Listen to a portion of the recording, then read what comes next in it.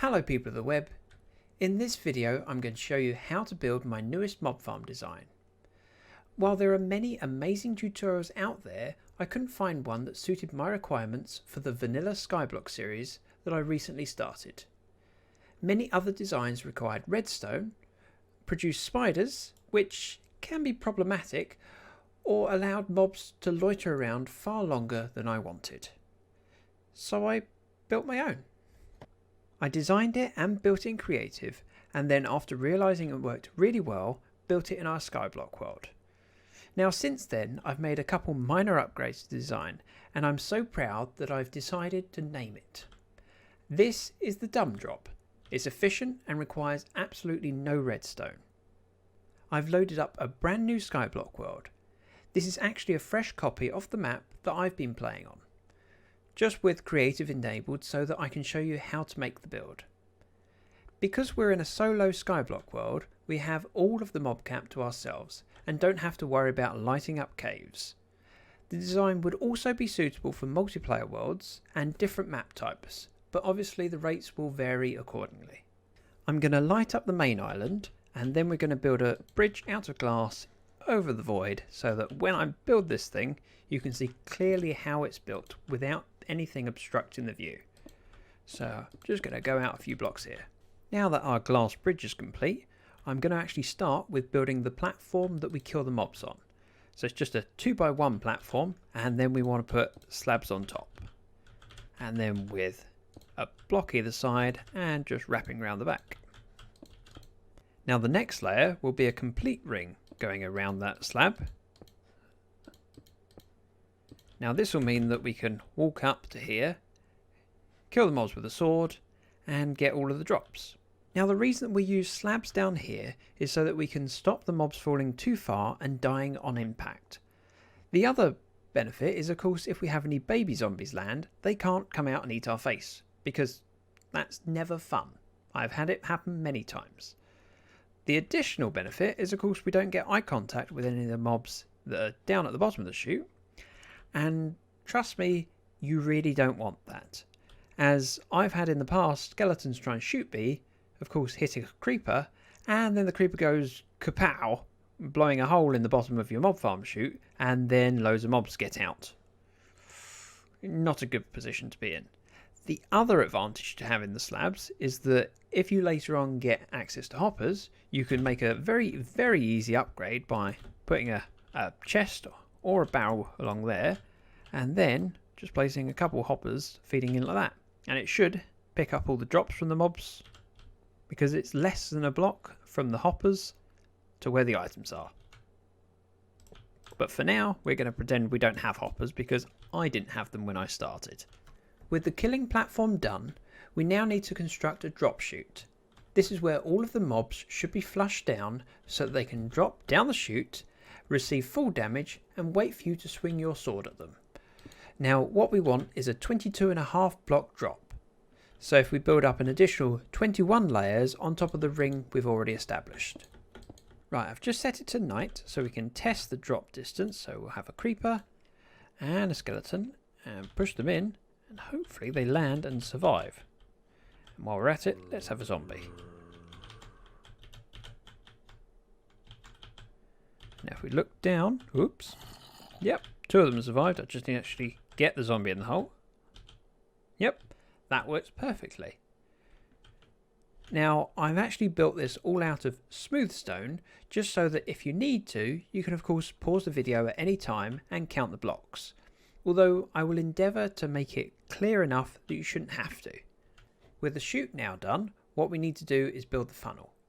Now on the 4 wide sides, what we want to do is build 2 4x9 platforms. Once you've built both sides, what we want to do is build a 2 tall wall that goes all the way around the top of the platform, which hopefully should look a bit like this. Now on the 19 wide sides, what we want to do is build a platform that's 19 by 9. So 2, 3, 4, 5, 6, 7, 8, 9. 9. Of course, I'm working in creative, so I can cheat. Smooth stone. And then we just do the same on this side. After messing up the command twice, There we go. Should look something like that. Now the next thing we want to consider is how many layers we want to build for the farm. Now for just a single layer, we'll need to build up 7 blocks around the outside of this build.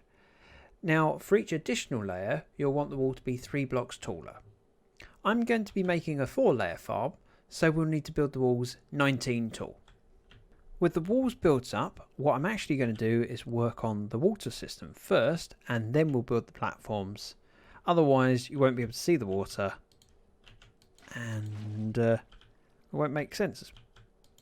So water goes in there and there, you get a full stream going to the middle, and then all you want to do along this edge is place water all the way down. And the same on the other side. Right, I'm recording this from the end when I've built all the mob farm and then realised that I forgot to add a step to the funnel. Now, with all mobs that spawn in here, they'll end up in the water and they'll do the bobbing up and down sometimes. Which of course, when it comes to this point, if they bob up and down at the end, they'll take more damage from the fall. So what you might want to do is put something over the top, which means that their heads cannot go above this height and therefore the drop is the right distance. Now you can do regular blocks like that, in which case you'll want to put trapdoors on the side just to encourage them to step off of it. Or if you wanted to, you could do slabs, and then of course nothing will spawn there, but it would be a matter of hoping they eventually step off. It's not a big deal either way, whichever you like. Now this mob farm design relies on mobs trying to pathfind. So what we're doing is building a load of platforms here, and then we'll be putting trapdoors on the edges so that they think they can walk to another platform, and when they try it, they find themselves getting wet feet, and then of course falling down the hole, taking a lot of damage, and then being slayed by you. You'll notice that we've got the water and then 2 air blocks, and then we're building our platforms. Now the first one should be 2 blocks away from the edge wall, and then 3 blocks, then again 2 blocks space, 3 blocks, and then 2 spaces, and then 3 blocks. And all of these want to be 3x3s. Now we've actually got more platforms to build over the middle, but they're not linking to anything, so what I'm going to do is just place 2 temporary blocks, then break them. And again, these are all 3x3s, and every platform should have 2 spaces between it and the next one. And when you finish the layer, it should look something like this. Now we're going to place a slab in the middle of each of the 3x3 platforms. This will prevent any spiders spawning in here, because this design is not spider friendly. If they were to spawn, they'd get stuck just above the drop chute, because of course spiders are fat and they don't go down 2x1 holes. So slabs stop them spawning. Oop, missed 2. Now the last thing you'll need to do to finish a layer is placing lots of trapdoors. I'm going to use spruce, but you can actually use any trapdoors you like, although you'll probably want to avoid iron trapdoors. But most people won't have spare ones of those anyway. Now all of the gaps, you'll want trapdoors like this, and then after we finish placing them all, we'll open them up. If you're doing this in survival, it's probably best to place them first and then open them at the end, because then it gives you more access to walk around. Now of course in survival it's more difficult than creative, because I can just fly, so I'm going to do it this way. There, that took me quite a while to do, and it will take you longer to do in survival of course, but it will be worth it, I promise. Now I'm just going to glance around so in case you're not sure about anything, you can see how it's built, and then we'll get on to building the second layer, of which is not going to be the last one, because I want to build a 4 tall one. So all we have is 2 blocks of space, and then the next layer goes here. Right, once I worked out the cloning mechanism, that was quite straightforward. I also said it wrong. I said 4 layers in 19 blocks. It's 5. I meant 5. Anyway, done. All we need now is a roof on top of it, which should be fairly straightforward. And then what we're going to do is put another layer on top of that, which will be slabs. So just change this to 109 height. And then smooth stone slabs. Oop, slab. Like so. Now it should be dark enough in there that things will start spawning. And we can test it. Oh, yep, mobs are incoming already. Now the mobs are coming in at such a rate that they're dying on impact because they're entity cramming. But as you can see, yep, it works quite nicely.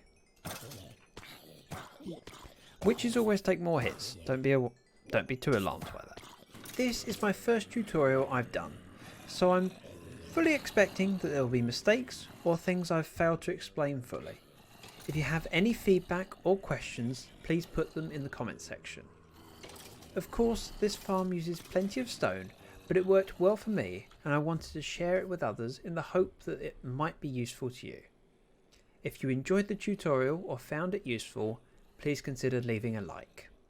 I make regular Minecraft videos and would be thrilled if you were to check out any of my other videos and consider subscribing. Thank you very much for watching. Bye bye now.